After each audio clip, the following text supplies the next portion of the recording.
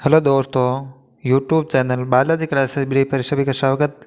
आज हम पढ़ेंगे VMO Kota exam paper code HD02 BA first year exam Hindi साहित्य के इंपॉर्टेंट क्वेश्चन पढ़ेंगे। हिंदी साहित्य के कथा साहित्य में इंपॉर्टेंट क्वेश्चन पढ़ेंगे।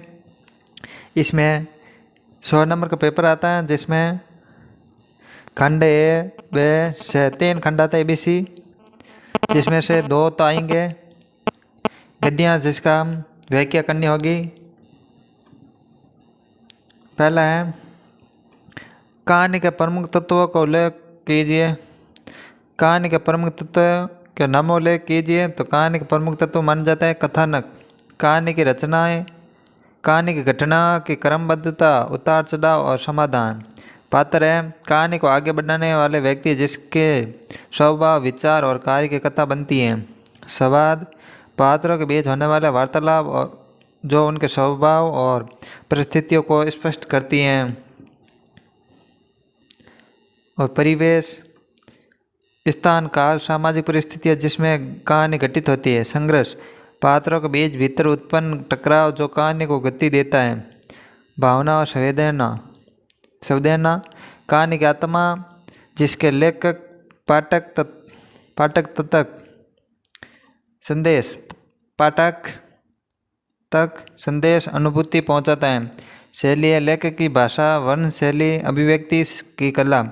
कथा संरचना आरंभ, मध्य, अंत की सुव्यवस्थित करना ये मूल तत्व है जिनसे किसी भी कहानी का निर्माण होता है।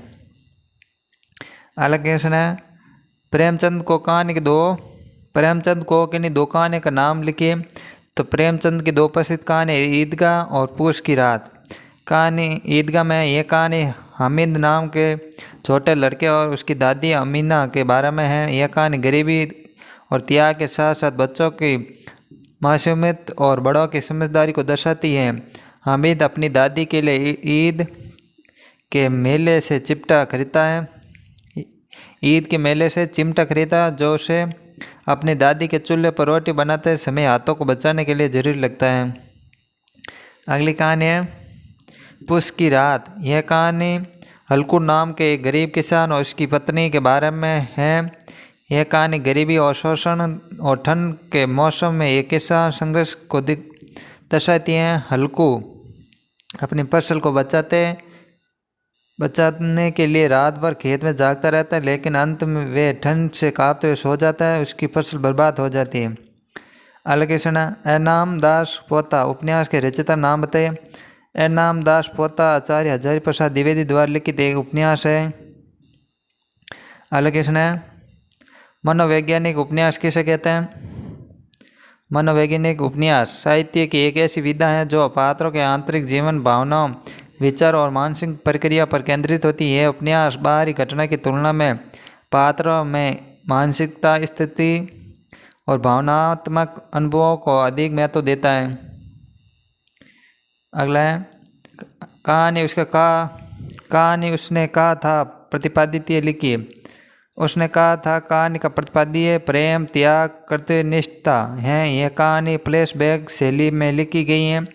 इसमें लहना सिंह के माध्यम से प्रेम, बलिदान और देश प्रेम को दर्शाया गया है। प्रेम और त्याग कहानी में लहना सिंह का प्रेम निस्वार्थ और त्यागपूर्ण है। वे सूबेदारनी ने कहने पर अपने प्राणों की बाजी लगा देता है बिना किसी स्वार्थ के। अगला कर्तव्य निष्ठा लहना सिंह एक सैनिक के रूप में अपने कर्तव्यों का पालन करता है और सूबेदारनी के वचन को निभाता है जो उसकी कर्तव्य निष्ठा को दर्शाता है। देश प्रेम कहानी में युद्ध का दृश्य है। लहना सिंह का बलिदान देश प्रेम के लिए प्रतीक है। भाषा और शैली कहानी की भाषा सरल से स्वभावशाली हैं जो उसे और भी आकर्षित बनाती हैं। अगला है पत्नी कहानी के प्रमुख पात्र का नाम उल्लेख। जजेंद्र कुमार की कहानी पत्नी के प्रमुख पात्र हैं सुनंदा कालिंदीचर।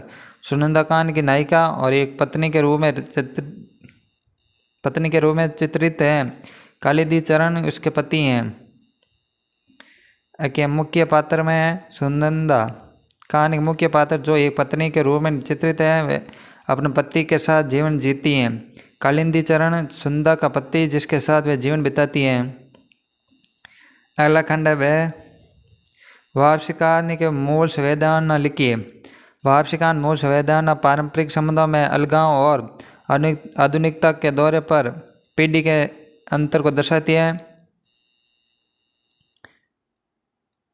यह कहानी गजाधर बाबू के माध्यम से सेवानिवृत्ति के बाद परिवार के अपेक्षा और अकेलेपन को उजागर करती है। गजाधर बाबू जो अपने परिवार के साथ रहने की इच्छा से घर लौटते हैं, उन्हें वह अपेक्षित स्नेह और सम्मान नहीं मिलता है, जिससे उन्हें वापस नौकरी करने के लिए मजबूर होना पड़ता है।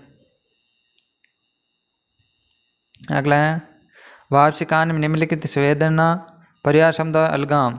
कहानी में दिखाया गया है कि कैसे एक व्यक्ति जो अपने परिवार के साथ रहने की तरसता है वे अपने ही घर में पराया हो जाता है। गजाधर बाबू परिवार उनके प्रति स्नेह सम्मान नहीं दिखाता है, जिससे उन्हें गहरा दुख होता है।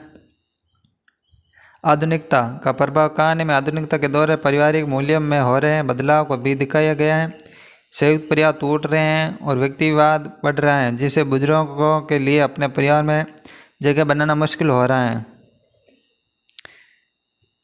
पीढ़ी का अंतर। गजाधर बाबू और उनके बच्चों के बीच पीढ़ी का अंतर भी कहानी का स्पष्ट रूप से दिखाई देता है। एक दूसरे की भावना और जरूरतों को समझने में असफल रहे हैं, जिससे उनके बीच दूरियां बढ़ जाती हैं। सेवानिवृत्ति के बाद अकेलापन। कहानी सेवानिवृत्ति के बाद एक व्यक्ति के अकेलापन भावनात्मक संघर्ष को भी दिखाया गया। गजाधर बाबू को नौकरी छोड़ने के बाद भी भविष्य में चिंता सताने लगती है कि उनके परिवार को सहारा नहीं मिलता है।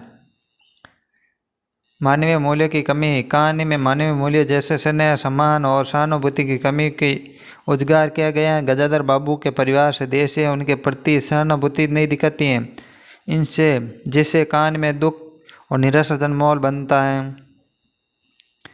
एलिगेशन। महाभोज उपन्यास की पृष्ठभूमि का संक्षेप समझे। महाभोज उपन्यास मनु भंडारी द्वारा लिखित एक राजनीतिक उपन्यास है जो भारतीय राजनीति में व्यापक भ्रष्टाचार और अपराध के गठजोड़ को उजागर करता है। उपन्यास में एक गांव में होने वाले चुनाव, एक दलित युवक की हत्या के आसपास घटना का वर्णन है, जिसमें राजनीतिक स्वार्थ षष्ठ यंत्रों को दिखाया गया है। पृष्ठभूमि। राजनीतिक परिदृश्य। उपन्यास में भारतीय राजनीति में व्यापक भ्रष्टाचार, अवसरवादिता और जोड़ तोड़ का उजागर किया गया है और अपराध और राजनीति का गठजोड़। उपन्यास में राजनीतिक और अपराध के बीच संबंधों को दिखाया गया है, जहाँ राजनीतिक ताकतें अपराध को बढ़ावा देती हैं और अपराध राजनीतिक संरक्षण को फल फूलते हैं। राजनीतिक संरक्षण फल फूलते हैं। अगला है दलितों के उत्पीड़न। उपन्यास में दलितों पर होने वाले अत्याचार, उनके साथ होने वाले अन्याय को भी दिखाया गया है और यह बताया गया है जैसे कि राजनीतिक ताकतें उनका शोषण करती हैं। एक गांव का चुनाव। उपन्यास का कथानक समारोह नामक गांव में होने वाले एक चुनाव आसपास घूमता है, जहां एक दलित युवक बिशु की हत्या हो जाता है। बिशु के पास हरिजन बस्ती हुए अंगजन सबूत है, जिसे वे दिल्ली के सक्षम अधिकारी को सौंपना चाहता है, लेकिन राजनीतिक षड्यंत्र के कारण उनके जहर देकर मार दिया।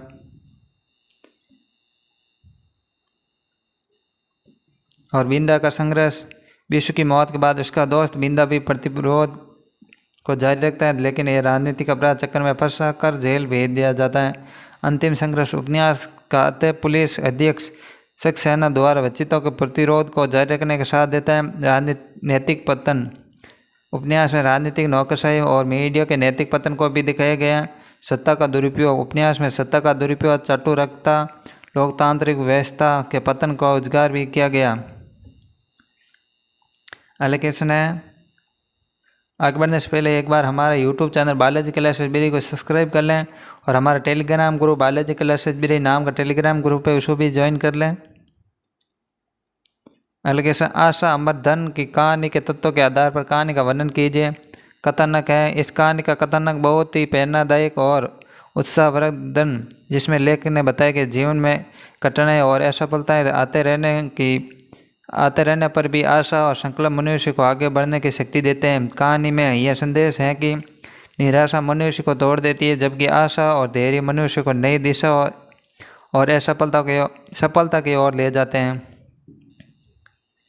और पात्र है, कहानी के मुख्य पात्र वो लोग हैं जो कठिन परिस्थिति से जूझते हैं। इनमें संघर्ष व्यक्ति जो कठिनाई से गुजरता, प्रेरणादायक चरित्र जो आशा और धैर्य का प्रतीक बनकर दूसरों के आगे बढ़ने की प्रेरणा देता है। संवाद है, कहानी के पात्र के बीच हुए विचार विमर्श प्रेरणादायक वाक्य के इसके संवाद है कि पाठकों को निराशा छोड़कर आगे बढ़ने का संदेश देता है। परिवेश, कहानी के परिवेश सामान्य मानवीय जीवन का है। यहाँ व्यक्ति का दुख, पीड़ा, संघर्ष और कठिनाई का सामना करना पड़ता है। भाव है, कहानी का प्रमुख भाव आशावाद है, जिसमें यह भाव प्रमुख है कि परिस्थितियाँ कैसी भी हो, आशा और धैर्य उनका समाधान निकल सकता है।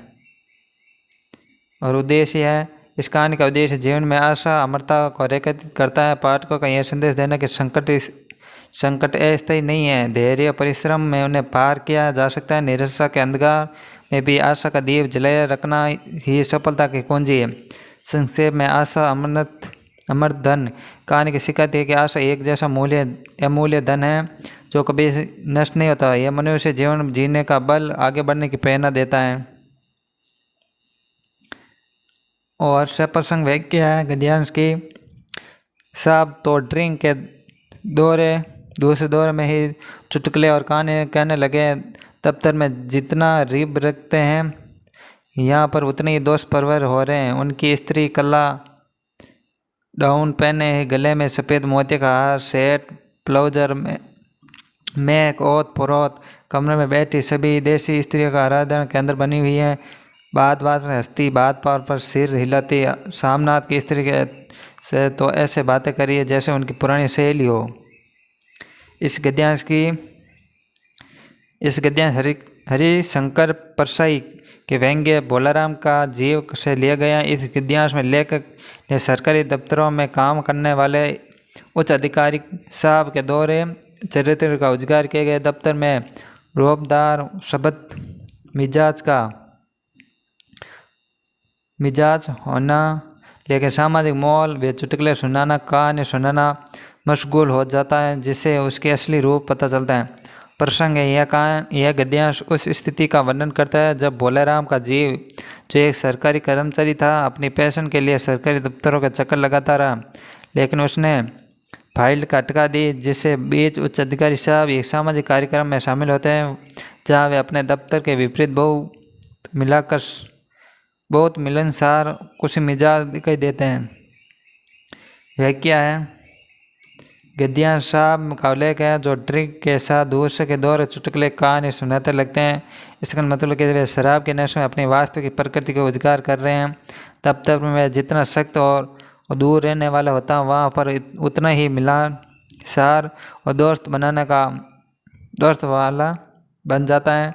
उनकी पत्नी जो काले गाउन में सफ़ेद मोती का हार पहने, इत्र की खुशबू से महकती हुई देसी महिला के बीच आकर्षण का केंद्र बनी हुई है। वे हर बात पर हंसती और सिर हिलाती हैं। सामनाथ की पत्नी इस तरह की बात कर रही है जैसे कि वे पुरानी सहेली हो। जब वे दर्शाता कि उच्च अधिकारी और उनके परिवार दिखावे के लिए सामाजिक मेलजोल में लगे हुए, जबकि वास्तविक जीवन वे अपने पद और प्रभाव का उपयोग करके दूसरों को परेशान करते हैं। व्यंग्य सरकारी अधिकारी का पाखंड, भ्रष्टाचार एक तीखी टिप्पणी है। और इस गद्यांश का निष्कर्ष है, यह गद्यांश हरिशंकर परसाई के भोलाराम जीवन के कहानी का महत्व हिस्सा है, जो सरकारी अधिकारी के दोहरे चरित्र को उजागर करता है, दिखाता है कि वे कैसे दफ्तर में कठोर दमनकारी होते हैं, लेकिन सामाजिक समारोह में दिखाने के लिए वे मिलनसार खुश मिजाज बन जाते हैं। अगला क्वेश्चन है, महाभोज उपन्यास के राजनीतिक परिदृश्य का चित्रण कीजिए। उत्तर है, महाभोज उपन्यास में लेखक मनु भंडारी ने भारतीय राजनीतिक व्यापक भ्रष्टाचार, सत्ता का दुरुपयोग, सामाजिक अन्याय का उजागर किया। उपन्यास में राजनीतिक दलों द्वारा सत्ता हासिल करने और उसे बनाए रखने के लिए किसी भी हद तक जाने की प्रवृत्ति दिखाई गया है। दलीलों और गरीबी और शोषण, झूठे वादे, चुनाव जीतने के लिए हथकंडे अपनाता। यह सभी चीज़ें माँ बोझ में चित्रित हैं। उपन्यास का राजनीतिक परिदृश्य कुछ इस प्रकार से है। का सत्ता का लालच। उपन्यास में राजनीतिक दलों को सत्ता के लिए अंधी लालचता दिखाई गई है। वे चुनाव जीतने के लिए किसी हद तक जा सकते, चाहे वे झूठ के वादे करना हो या फिर भी विरोधी के झूठे मामलों में फंसाना हो। भ्रष्टाचार। माँ बोझ में भ्रष्टाचार एक प्रमुख मुद्दा है। राजनीतिक नेता, अधिकारी वे अपने निजी लाभ के लिए सरकारी खजाने को दुरुपयोग करते हैं। सामाजिक अन्याय। उपन्यास में दलितों और गरीबों के साथ होने वाले अन्याय को भी उजागर किया गया है। उन्हें अक्सर राजनीतिक दलों द्वारा मुहावरे के रूप में इस्तेमाल किया जाता है। सत्य के दमन। सत्य को दबाने और झूठी खबरें फैलाने के लिए भी राजनीतिक दलों द्वारा हर संभव प्रयास किया जाता है। लोकतंत्र मजाक। उपन्यास में लोकतंत्र के सिद्धांतों का मजाक उड़ाया जाता है। चुनाव जीतने के अंधखड़े अपनाता है। वोटों का खरीदना, विरोधियों को डराना धमकाना आम बात है। कुल मिलाकर यह माँ बोझ उपन्यास भारतीय राजनीतिक व्यापक बुराई और विसंगतियों को उजागर करता है। एक शक्तिशाली व्यंग्य जो सत्ता के लालच, भ्रष्टाचार के लिए खिलाफ आवाज उठाता है। अगला सप्रसंग व्याख्या। गद्यांश की घंटी बजी, फाइल हिली, बाबुओं की बुलाहट हुई। आधा घंटे के बाद बेटा चादशा मुस्कुराता हुआ बाहर निकल आया। उत्सुक आंखों की भीड़ ने उन्हें देखा तो फिर बोलने लगा। यूं ही तरह बिटर देखने से कुछ नहीं होता है। भौंका सबके सब भौंका। अपने आप सालों के कान पर्दे फाट जाएंगे। भीकी कुत्ता भौंका। इसका अंश प्रसिद्ध व्यंग्यकार हरीश परसई के रचना से लिए गए हैं। इसमें परसई जी सरकारी दफ्तर की व्यवस्था, वहाँ के बंधुओं के चालाकियाँ और आम जनता के व्यवस्था का व्यंग्य किया गया है। इसका प्रसंग व्यक्ति कहानी के इस प्रसंग में व्यक्ति की सरकारी दफ्तर में अपना काम कराना जाता है। वहाँ पर स्थिति यह है कि काम कराने के लिए घंटी बजाती है, फाइल इधर उधर खिसकती हैं, बाबुओं को बुलाहट होती है और कई झंझटों से गुजरने के बाद अंततः उस व्यक्ति का काम हो जाता है। आधे घंटे बाद वे बाहर निकलता तो उसका चेहरा विजय भाव से चमक रहा होता है, मानो कि किसी बेताज बादशाह की तरह उसने जंग जीत ली। दफ्तर के बाहर खड़ी उत्सुक जनता उसकी ओर देखती है। आखिर उसका काम कैसा हुआ? यह व्यक्ति व्यंग्यपूर्ण ढंग से कहता है कि इस तरह चुपचाप देखने से कुछ नहीं होने वाला। सब मिलकर शोर मचाओ, भौंको, तभी अधिकारी के कान फटेंगे और वे सुनेंगे। चुपचाप बैठ रहने से हमारा काम नहीं होगा। इस कहानी का आशय है कि परसई जी ने व्यंग्य के माध्यम सरकारी दफ्तर की हकीकत के सामने रखी। यहाँ काम चुपचाप और नियम से नहीं होता, बल्कि हंगामे से करने और दबाव डालने, बार बार आवाज़ उठाने पर ही होता है। लेखक ने जनता का विश्वासता और व्यवस्था की जड़ता और कुत्ते के भौंकने की उपमा देकर बड़ी तीक्ष्णता से व्यक्त किया गया। और सारांश गद्यांश का उद्देश्य यह है कि अन्यायपूर्ण निकम्मी व्यवस्था के लिए सामने चुप रहने कुछ हासिल नहीं होता। जनता संगठित होकर आवाज़ उठानी होगी, तभी व्यवस्था निष्क्रियता टूटेगी और उसका काम बनेगा। अगला खंड से बड़े कृष्ण है, जिसमें पहले निर्मला उपन्यास विद्यमान सामाजिक समस्या का उल्लेख करते हुए उपन्यास की संवेदना को स्पष्ट कीजिए। संक्षेप में निर्मला उपन्यास प्रेमचंद के अनमेल विवाह, दहेज प्रथा और मध्यवर्गीय समाज समस्या का उजागर किया गया। उपन्यास में निर्मला के माध्यम से प्रेमचंद के सामाजिक कुरीतियों के शिकार युवतियों को दयनीय स्थिति का चित्रण किया गया और समाज उन बुराइयों को खिलाफ संघर्ष करने के लिए प्रेरित किया है। विस्तार में निर्मला उपन्यास प्रेमचंद सामाजिक सरकारों का उत्कृष्ट उदाहरण है। यह उपन्यास में प्रेमचंद में निम्नलिखित सामाजिक समस्या का उजागर किया गया। अनमेल विवाह। उपन्यास में निर्मला का विवाह अपने बहुत अधिक उम्र के व्यक्ति से होता है, जो कि अनमेल विवाह का एक उदाहरण है। प्रेमचंद ने दिखाया कि अनमेल विवाह न केवल दाम्पत्य जीवन में कहल और अविश्वास का कारण बनता है, बल्कि मानसिक और शारीरिक रूप से हानिकारक होता है। दहेज प्रथा जो आज भी एक अभिशाप बनी हुई है, उपन्यास में एक प्रमुख समस्या के रूप में उभरती हैं। निर्मला के विवाह, दहेज की मांग, उसके कारण होने वाली परेशानी का प्रेमचंद के मार्मिक ढंग से चित्रित किया गया। मध्यवर्गीय समाज की समस्या। प्रेमचंद के निर्मला में मध्यवर्गीय समाज की आर्थिक तंगी, दिखावे की प्रवृत्तियों और सामाजिक दबावों को भी उजागर किया गया। निर्मला के परिवार की आर्थिक स्थितियों और उनके सामाजिक सम्मान को बनाए रखने की कोशिश का उपन्यास में बखूबी दिखाया गया है। उपन्यास की संवेदना। निर्मला उपन्यास की संवेदना मुख्य रूप से निर्मला के चरित्र के माध्यम से व्यक्त होती है। निर्मला एक भोली भाली युवती हैं जो परिस्थितियों के दबाव में आकर एक ऐसा विवाह में फंस जाती हैं जो मानसिक शारीरिक रूप से प्रताप करता है। प्रेमचंद ने निर्मला के संघर्ष और उनकी सहनशीलता, उनके आत्मसम्मान के अत्यंत सहानुभूति चित्रित किया। उपन्यास की संवेदना यह सामाजिक बुराइयां, विशेष रूप से अनमेल विवाह, दहेज प्रथा महिला के जीवन कैसे प्रभावित करती। प्रेमचंद ने यह भी दिखाई बुराइयां के खिलाफ संघर्ष करना समाज एक बेहतर दिशा में ले जाना कितना महत्व है। निष्कर्ष है, निर्मला उपन्यास के शक्तिशाली सामाजिक उपन्यास है जो आज भी प्रासंगिक है। प्रेमचंद ने उपन्यास के माध्यम से न केवल सामाजिक समस्या को उजागर किया, बल्कि उन्होंने समाज के उन समस्याओं का खिलाफ संघर्ष करने की प्रति भी किया। निर्मला उपन्यास की संवेदना सामाजिक न्याय, समानता के लिए भी मजबूत आह्वान है। आगे बढ़ने से पहले एक बार हमारे YouTube चैनल बालाजी लाइब्रेरी को सब्सक्राइब कर लें। वीडियो अच्छा लगे लाइक कमेंट शेयर जरूर करें। अगला क्वेश्चन है, पुरस्कार कांड की नायिका मधुलिका के पारित्रिक व्यवस्था लिखिए।